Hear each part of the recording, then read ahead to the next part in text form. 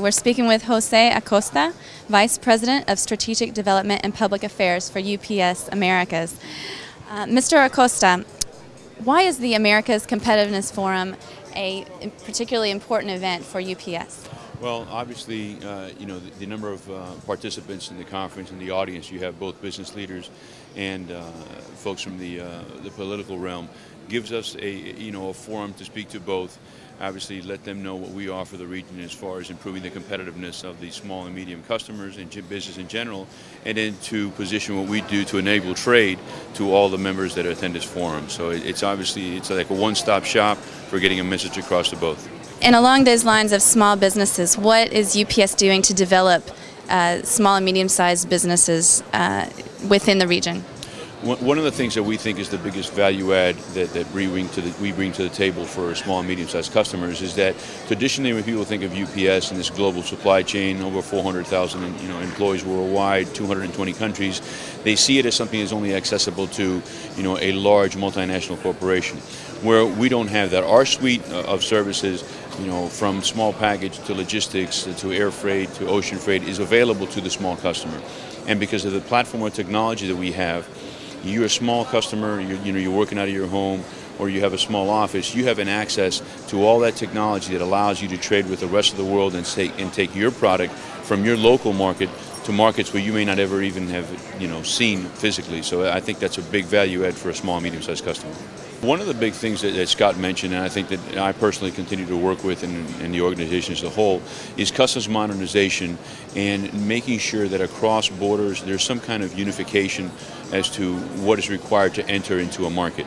One of the products that we have is a product called Tradability, which allows the customer to see what their landed costs are in a market they may have not any presence before, or had any presence before, and this allows them to do that. And I think that once countries see that they need to change the modality of their customs from being a revenue generator to a trade facilitator, I think that will drive a lot of investment into the region as far as the foreign direct investment, and then also help the growth potential of the customers within the region to go intra-region and inter-region with their trade.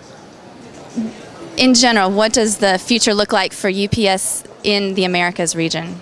I think that it's very positive. I think that with the growth of the trade between the U.S. and Mexico, hopefully we'll get the free trade agreements with Panama and Colombia worked out that will drive again more business into and out of our countries. I think that, as we mentioned earlier, the importance of Brazil, the way they're looking towards the future, some of the changes that they're doing in their tax laws, and to drive more incentive and more investment there. I think that it bodes very, very well for the region, both us for an integrator and as a logistics provider. I think obviously we'll benefit from that. And I think the consumers, both in the countries and those that receive product from those countries, will benefit in general. So I see a lot of really good things for our region in the future. Jose, what kind of activities is UPS doing in terms of workforce development for its own employees in the region? One of the things that we pride ourselves on is that we like to promote from within. I started many years ago as an unloader or preloader, a part-time employee, and worked my way up through the company. One of the things that we do outside of the U.S. and as we do within the U.S. is promote within. So with our country managers that run the countries are actually local nationals. The person who runs Mexico is a local Mexican, a lady. The person who runs Brazil is another female who came up through our ranks. So we try to continually teach our people through internal seminars. We participate in external seminars.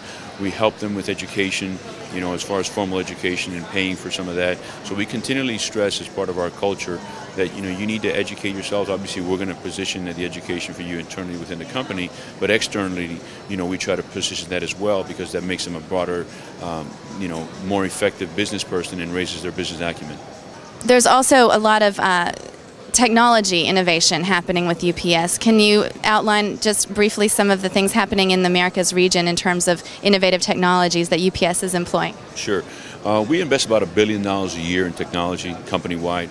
A lot of that is given to make us more efficient, but also what it does is, again, going back to what we spoke earlier, the value add to the customer, to have them provide information to both the customer that they're shipping to or receiving from, and then internally to help us educate our people. And along those lines as well as sustainability. We do a lot of our technology to make us more efficient, reduce our carbon footprint, make us a better corporate citizen and try to be ahead of that. We have the 9th largest airline in the world.